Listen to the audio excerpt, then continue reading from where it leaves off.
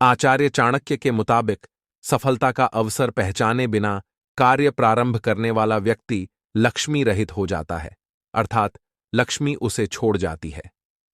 व्यक्ति भले ही अपने आप को भाग्यवान समझता हो, लेकिन यदि वह समय को पहचाने बिना, भली प्रकार जांच किए बिना कार्य प्रारंभ करता है तो उसे सफलता प्राप्त नहीं होती। आचार्य चाणक्य ने इस श्लोक में कहा है कि मनुष्य का कर्तव्य यह है कि वह अपने अनुभव शक्ति तथा विचार शक्ति दोनों के सहारे परिणाम के कारणों का ठीक ठीक पता करके यह सुनिश्चित करें कि यह काम किस प्रकार से होना है। 1.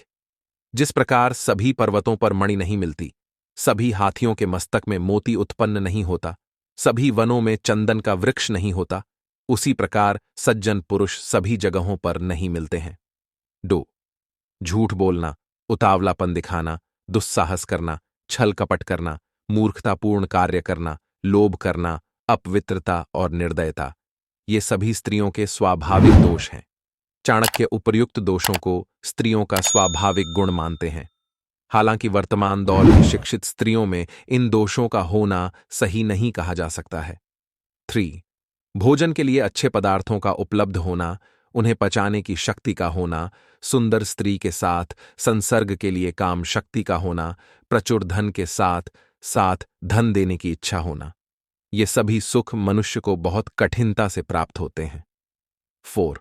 चाणक्य कहते हैं कि जिस व्यक्ति का पुत्र उसके नियंत्रण में रहता है, जिसकी पत्नी आज्ञा के अनुसार आचरण करती है और जो व्यक्ति अपने कमाए धन से पूरी तरह संतुष्ट रहता है, ऐसे मनुष्य के लिए यह संसार ही स्वर्ग के समान है। 5. चाणक्य का मानना है कि वही गृहस्थी सुखी है जिसकी संतान उनकी आज्ञा का पालन करती है।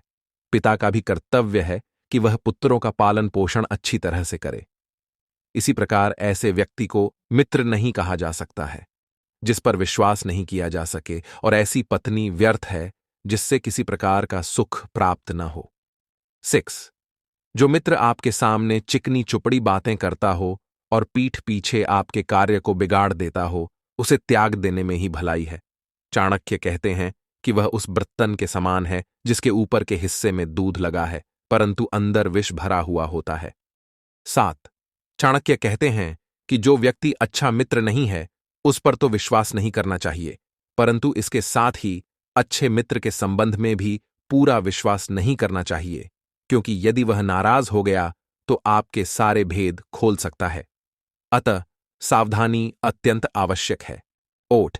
चाणक्य का मानना है कि व्यक्ति को कभी अपने मन का भेद नहीं खोलना चाहिए।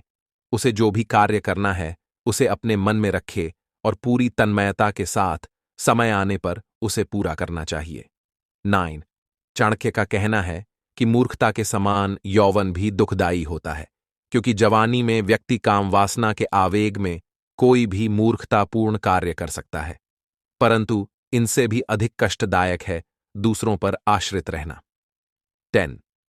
चाणक्य कहते हैं कि बचपन में संतान को जैसी शिक्षा दी जाती है उनका विकास उसी प्रकार होता है।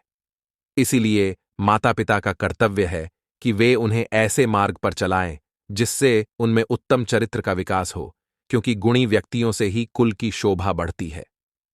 11. वे माता पिता अपने बच्चों के लिए शत्रु के समान हैं जिन्होंने बच्चों को अच्छी शिक्षा नहीं दी, क्योंकि अनपढ़ बालक का विद्वानों के समूह में उसी प्रकार अपमान होता है जैसे हंसों के झुंड में बगुले की स्थिति होती है। शिक्षा विहीन मनुष्य बिना पूंछ के जानवर जैसा होता है, इसलिए माता पिता का कर्तव्य है कि वे बच्चों को ऐसी शिक्षा दें जिससे वे समाज को सुशोभित करें। 12. चाणक्य कहते हैं कि अधिक लाड प्यार करने से बच्चों में अनेक दोष उत्पन्न हो जाते हैं, इसलिए यदि वे कोई गलत काम करते हैं तो उसे नजरअंदाज करके लाड प्यार करना उचित नहीं है। बच्चे को डांटना भी आवश्यक है। 13. शिक्षा और अध्ययन की महत्ता बताते हुए चाणक्य कहते हैं कि मनुष्य का जन्म बहुत सौभाग्य से मिलता है, इसलिए हमें अपने अधिकाधिक समय का वेदादि शास्त्रों के अध्ययन में तथा दान जैसे अच्छे कार्यों में ही सदुपयोग करना चाहिए। 14. जिस प्रकार पत्नी के वियोग का दुख अपने भाई बंधुओं से प्राप्त अपमान का दुख असहनीय होता है, उसी प्रकार कर्ज से दबा व्यक्ति भी हर समय दुखी रहता है। दुष्ट राजा की सेवा में रहने वाला नौकर भी दुखी रहता है। निर्धनता का अभिशाप भी मनुष्य कभी नहीं भुला पाता। इनसे व्यक्ति की आत्मा अंदर ही अंदर जलती रहती है। 15 चाणक्य के अनुसार नदी के किनारे स्थित वृक्षों का जीवन अनिश्चित होता है, क्योंकि नदियां बाढ़ के समय अपने किनारे के पेड़ों को उजाड़ देती हैं। इसी प्रकार दूसरे के घरों में रहने वाली स्त्री भी किसी समय पतन के मार्ग पर जा सकती है। इसी तरह जिस राजा के पास अच्छी सलाह देने वाले मंत्री नहीं होते, वह भी बहुत समय तक सुरक्षित नहीं रह सकता। इसमें जरा भी संदेह नहीं करना चाहिए।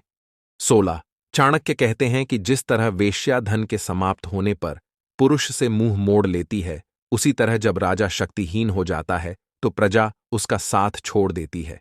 इसी प्रकार वृक्षों पर रहने वाले पक्षी भी तभी तक किसी वृक्ष पर बसेरा रखते हैं जब तक वहां से उन्हें फल प्राप्त होते रहते हैं। अतिथि का जब पूरा स्वागत सत्कार कर दिया जाता है तो वह भी उस घर को छोड़ देता है। 17 बुरे चरित्र वाले, अकारण दूसरों को हानि पहुंचाने वाले तथा अशुद्ध स्थान पर रहने वाले व्यक्ति के साथ जो पुरुष मित्रता करता है वह शीघ्र ही नष्ट हो जाता है। आचार्य चाणक्य का कहना है, मनुष्य को कुसंगति से बचना चाहिए।